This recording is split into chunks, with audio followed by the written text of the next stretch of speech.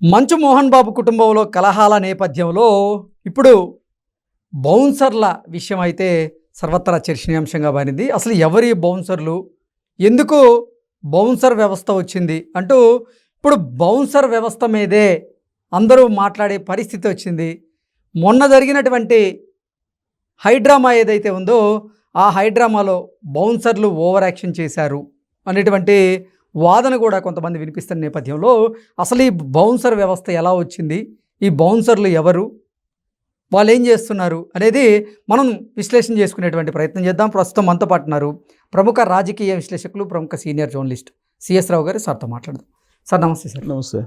మంచు కుటుంబంలో అగ్గి రాసుకున్న నేపథ్యంలోనే తండ్రి కొడుకులు ఒకరి మీద ఒకరు ఆరోపణలు చేసుకుంటూ పోలీసులకు కూడా ఒకరి మీద ఒకరు ఫిర్యాదులు చేసుకున్నటువంటి నేపథ్యంలోనే ఇప్పుడు మంచు కుటుంబంలో కలహాల నేపథ్యంలో బౌన్సర్ల వ్యవహారం మళ్ళీ తెర వెనుక వచ్చింది. అసలు ఎవరు ఈ బౌన్సర్లు, ఎందుకు ఈ బౌన్సర్లు ఓవర్ యాక్షన్ చేస్తున్నారు అంటూ అసలు బౌన్సర్ వ్యవస్థ గురించే నెటిజన్లు అయితే రకరకాలుగా మాట్లాడుకుంటూ ఉన్నారు. ఏంటి సార్ ఈ బౌన్సర్ వ్యవస్థను ఎలా చూడాలి? ఇలాంటి చర్చకు దారితీయడానికి కారణం ఏంటి? మంచు ఫ్యామిలీలో జరిగినటువంటి సంఘటన. ఒకవైపు మంచు మనోజ్ బౌన్సర్లతో వచ్చాడు, ఒకవైపు మంచు విష్ణు ఆయన తరఫు నుంచి బౌన్సర్లను తీసుకొచ్చిన తర్వాత ఇద్దరు బౌన్సర్లు అటువైపు ఇటువైపు మోహరించి ఘర్షణకి దిగారు. అంటే ఆ దృశ్యాన్ని చూస్తే ఏమనిపిస్తుంది? ఈయన కొంతమంది రౌడీలను తీసుకొచ్చారు, ఆయన కొంతమంది రౌడీలను తీసుకొచ్చారు. వీళ్ళు వస్తాదుల మాదిరిగా పోటీ పడుతున్నారు. ఇదే కదా మామూలు భాషలో చెప్పాలంటే సామాన్యులకు అర్థమయ్యేది. ఆడ మంచి ఫ్యామిలీనా లేదంటే ఇంకో ఫ్యామిలీనా తీసేస్తే అక్కడ జరిగినటువంటి ఘటనను మనం చూస్తే కనుక సామాన్యులకు ఏమనిపిస్తుంది? ఇదేదో వస్తాదుల మాదిరిగా బలాబలాలు నిరూపించుకోవడానికి అటువైపు కొంతమందిని ఇటువైపు కొంతమందిని తీసుకొని రౌడీ మోకలను తీసుకొని వచ్చి బలాలు నిరూపించుకో ప్రయత్నం చేశారు అనిపిస్తుంది. ఇప్పుడు ఆ విజువల్ చూసిన తర్వాత ఆ రోజున మంచు మనోజ్ తీసుకొచ్చినటువంటి ఒక బౌన్సరు ఫోన్ చేసి మాట్లాడుతున్నారు. వాళ్ళు గేట్ తోచుకొని లోపలికి వెళ్ళారు. లోపలికి వెళ్ళి అక్కడ మంచు విష్ణుని నిలదీసే ప్రయత్నం చేస్తున్నారు. ఆ క్రమంలో మంచు విష్ణుకి సంబంధించినటువంటి బౌన్సర్లు వీళ్ళని నిలువరించే ప్రయత్నం చేస్తున్నారు. అప్పుడు మీరు వెనక్కి వెళ్ళిపోండి అని చెప్పి విష్ణు చెప్తుంటే అక్కడ ఉండేటువంటి మంచు మనోజ్ తరఫున బౌన్సరు ఫోన్ చేసి, అమ్మ నేను ఇట్లా వెళ్ళిపోమంటున్నారంటే నువ్వు వెళ్ళొద్దు, నువ్వు అక్కడే ఉండు, దౌర్జన్యం చెయ్యి అని చెప్పి చెబుతున్నారు. ఓకే అమ్మ నేను ఇక్కడే ఉంటాను, వీళ్ళంతా చూస్తానని చెప్పి అతను అంటున్నాడు. చూడడం ఏంటి అసలు? బౌన్సర్లు దేనికి ఉన్నారు అసలు? ఆ బౌన్సర్లు ఇప్పుడు అది చూసిన తర్వాత పోలీసులు ఏం చేయాలి? అసలు బౌన్సర్ల వ్యవస్థ ఏంటి? దానికన్నా గుర్తింపు ఉందా బౌన్సర్ల వ్యవస్థకి? బౌన్సర్లు ఎలా పెట్టుకుంటారు? ఎవరు అనుమతితో పెట్టుకుంటారు? ఇప్పుడు నేనున్నాను సామాన్యమైన పౌరుడిని, నేను ఒక 10 మందిని తీసుకెళ్ళి ఏదో ఒక ఇంటి పైన దౌర్జన్యానికి వెళ్తే నా బౌన్సర్లు అని చెప్తే కుదిరిద్దా? ఒప్పుకుంటారా? ఈ సమాజం ఒప్పుకుంటుందా? ఈ పోలీసు వ్యవస్థ ఒప్పుకుంటుందా? ఈ ప్రభుత్వం ఒప్పుకుంటుందా? ఈ చట్టాలు ఒప్పుకుంటాయా? మరి ఎందుకు క్వశ్చన్ చేయట్లేదు? ఎవరికి వాళ్ళే బౌన్సర్లు పెట్టుకొని అదే ఉంటే సెక్యూరిటీ ప్రాబ్లం ఉంటే ఏం చేయాలి? పోలీసులకి లెటర్ పెట్టుకోవాలి. ఎగ్జాక్ట్లీ. లెటర్ పెట్టుకొని వాళ్ళు సెక్యూరిటీ కల్పిస్తారు. నీకు అసలు సెక్యూరిటీ అవసరం ఉందా లేదా అనేది కూడా వాళ్ళే నిర్ధారిస్తారు. బౌన్సర్ల చర్యల గురించి సామాన్యులు కూడా గతంలో చాలా సందర్భాల్లో చాలా దారుణమైనటువంటి కమెంట్స్ అయితే చేశారు. ఎలా అంటే ప్రతి సెలబ్రిటీ ఇప్పుడు బౌన్సర్లను పెట్టుకుంటున్నారు, ఆ బౌన్సర్లు ఏమో మమ్మల్ని తోసేసేటువంటి ప్రయత్నం చేస్తున్నారు, మాకు ఎన్నో సందర్భాల్లో గాయాలైనవి, వాళ్ళ మీదకు మేము వెళ్ళాలంటే వాళ్ళు ఉస్తాదుల్లాగా ఉన్నారు, వాళ్ళ బాడీని అడ్డం పెట్టుకొని బెదిరించేటువంటి ప్రయత్నం చేస్తున్నారంటూ కూడా గతంలో ఎన్నో సందర్భాల్లో మీడియాలో కూడా ఒకంత చర్చ నడిచింది. ఇప్పుడు మనకు రాయలసీమలో లేదంటే ఇతర ప్రాంతాల్లో కేవలం రాయలసీమలోనే కదా, ప్రకాశం జిల్లాలో కూడా ఇప్పుడు సంతమాగులూరు లాంటి గ్రామాల్లో ఫ్యాక్షనిస్టులను మేపుతుంటారు.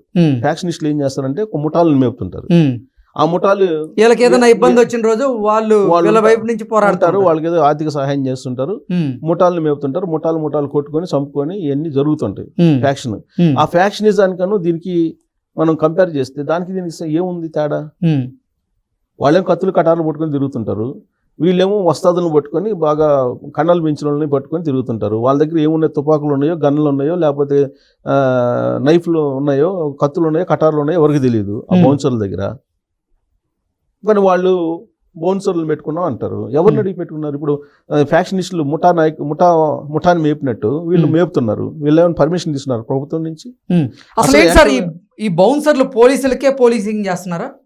అంతే కదా. ఇప్పుడు బౌన్సర్లు పెట్టుకుంటున్నారు. బౌన్సర్లు పెట్టుకొని ఇప్పుడు సెక్యూరిటీ, ఇప్పుడు ఎవరైనా మినిస్టరో లేకపోతే ఇతరతర ఎవరైనా ప్రభుత్వం తరపు నుంచి సెక్యూరిటీ పెట్టుకుంటే వాళ్ళకంటూ ప్రభుత్వం సెక్యూరిటీ ఇచ్చింది కాబట్టి పెట్టుకుంటారు, వాళ్ళు నియంత్రిస్తారు, వాళ్ళకి కొన్ని మార్గదర్శకాలు ఉంటాయి, ఆ మార్గదర్శకాలను పాటిస్తారు.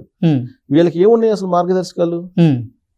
ఒక 10 మందిని చుట్టూరు పెట్టుకొని కండలు తిరిగినటువంటి వాళ్ళని తీసుకుని వీళ్ళు భయపించేటువంటి పరిస్థితి తీసుకొస్తున్నారు. హీరోయిన్లు బయటకు వస్తే బౌన్సర్లు, సెలబ్రిటీలు ఎవరైనా బయటకు వస్తే బౌన్సర్లు, రాజకీయ నాయకులు బయటకు వస్తే బౌన్సర్లు, పబ్బు దగ్గరికి వెళ్తే బౌన్సర్లు, బార్ల దగ్గరికి వెళ్తే ఏదైనా గొడవ అయితే బౌన్సర్లు వాళ్ళని లాగి బయట వేయడం.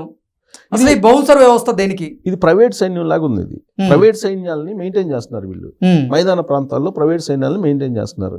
ఇప్పుడు నక్సలైట్లు ఉన్నారు, మావోయిస్టులు వాళ్ళు అడవుల్లో దళాలు ఉంటాయి. ఆ దళాలని వెంటాడుతున్నారు కదా పోలీసులు. ఇంకా కనీసం సామాజిక న్యాయం చేయడానికి వాళ్ళ సిద్ధాంతం ఏదో ఉంది. వీళ్ళకి అసలు ఏం సిద్ధాంతం ఉంది?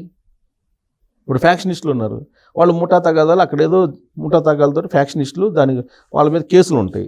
అసలు బౌన్సర్ల మీద కేసులు ఉన్నాయా? అసలు బౌన్సర్లు విచ్చలవిడిగా అచ్చోసిన ఆంబోతుల్లాగా తిరుగుతుంటే పోలీసులు అసలు వాళ్ళని ఎందుకు పట్టించుకోరు? అసలు వాళ్ళు రౌడీలా లేదా అసాంఘిక శక్తులా, అసలు ఎవరిని పెట్టుకుంటున్నారు ఏంటి అనేది ఒక ఐడెంటిఫికేషన్ అయితే ఉండాలిగా. అసలు బౌన్సర్ వ్యవస్థకి పోలీసుల పర్మిషన్ కానీ లేదంటే ప్రభుత్వ పర్మిషన్ ఉందా? తీసుకోవాలి. ఎందుకు తీసుకోవాలంటే ఇప్పుడు సెక్యూరిటీ ఉంది, సెక్యూరిటీకి సంబంధించినటువంటి వాళ్ళని పెట్టుకుంటారు.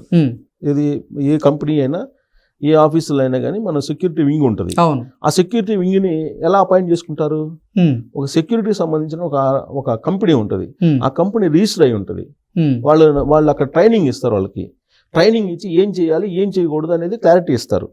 ట్రైనింగ్ ఇచ్చి ఆ సెక్యూరిటీ వాళ్ళని పంపించేటువంటి కంపెనీ ఏదైతే ఉంటుందో దానికి రిజిస్ట్రేషన్ అయ్యి ఉంటుంది. అదే గవర్నమెంట్ అండర్లో ఉంటుంది. అది ఇండైరెక్ట్ గానైనా గవర్నమెంట్ అండర్లో ఉంటుంది, రిజిస్ట్రేషన్ అయి ఉంటుంది. కాబట్టి ఇక్కడ సెక్యూరిటీ అతను ఏదైనా చేస్తే ఆ కంపెనీ బాధ్యులు, ఆ కంపెనీని బాధ్యులు చేస్తుంది ప్రభుత్వం. ఈ బౌన్సర్లకి ఏముంది అసలు? రిజిస్ట్రేషన్ ఇంకొకటి కంపెనీ ఉంది అసలు? ఇప్పుడు రవీంద్ర భారతిలో ఒక ఈవెంట్ జరుగుతుంది అనుకోండి, దానికి సామాన్యులు వెళ్తుంటారు. అదే టైంలో ఎవరైనా సెలబ్రిటీ వస్తారు లేదా ఒక పొలిటీషియన్ వస్తాడు, వీళ్ళు నడుస్తూ ఉంటే బౌన్సర్లు వచ్చి తోసేస్తుంటారు. అదే ఆ పర్మిషన్ ఎవరు ఇచ్చారు అసలు? మైదాన ప్రాంతాల్లో ముఠాలు ఇవన్నీ ఒక రకంగా అదే అనుకోవాలి. ఎవరు ఇప్పుడు సెక్యూరిటీ కావాలంటే నాకు సెక్యూరిటీ కావాలని చెప్పి నాకు సెక్యూరిటీ కావాలని నిర్ధారించేది ఎవరు? పోలీసులు. నేను అప్లై చేసినప్పుడు నాకు పలాని కారణాలతోటి నాకు సెక్యూరిటీ ప్రాబ్లం ఉంది, భద్రత కల్పించండి అని చెప్పి నేను లెటర్ పెడతా. లెటర్ పెట్టినప్పుడు పోలీసులు ఎంక్వైరీ చేస్తారు. దానికి ఒక సపరేట్ వింగ్ ఉంది, భద్రతా విభాగం వింగ్. వాళ్ళు ఎంక్వైరీ చేస్తారు, ఇతనికి నిజంగానే భద్రత లేదా, ఇతనికి ప్రాణ భయం లేదంటే ప్రాణహాని ఉందా అనేది నిర్ధారిస్తారు వాళ్ళు. దానికి ఒక సైంటిఫిక్ మెథడాలజీ ఉంది. దాన్ని అంతా పోలీసులు నిర్ధారించిన తర్వాత ఇతనికి గనక ప్రాణహాని ఉంది అనుకుంటే అప్పుడు నీకు గన్ కావాలా, గన్ మెన్స్ కావాలా, లేదంటే సెక్యూరిటీ కావాలా, ఎలాంటి సెక్యూరిటీ కావాలనేది వాళ్ళు నిర్ధారిస్తారు. అసలు ఎవరికీ చెప్పకుండా ప్రైవేట్ సైన్యాన్ని లాగా పెట్టేసుకొని వీళ్ళని బౌన్సర్ల వ్యవస్థను కనుక తీసేయకపోతే పోలీసులకే తలవంపు. అసలు పోలీసుల కన్నా వీళ్ళ హడావుడి ఎక్కువైంది. అదే పోలీసులకే పోలీసింగ్ లాగుంది బౌన్సర్. అంతే, పోలీసులు తలవంపు ఇది. పోలీసులు కనుక పట్టించుకోకపోతే ఈ విచ్చలవిడితనం రాబోయే రోజుల్లో సమాజంలో ఒక రకంగా ముఠా సామ్రాజ్యాన్ని ఏర్పాటు చేయడానికి పోలీసులు సహకరించారనేట్టు ఫీలింగ్ వస్తుంది. Okay sir, thank you so much.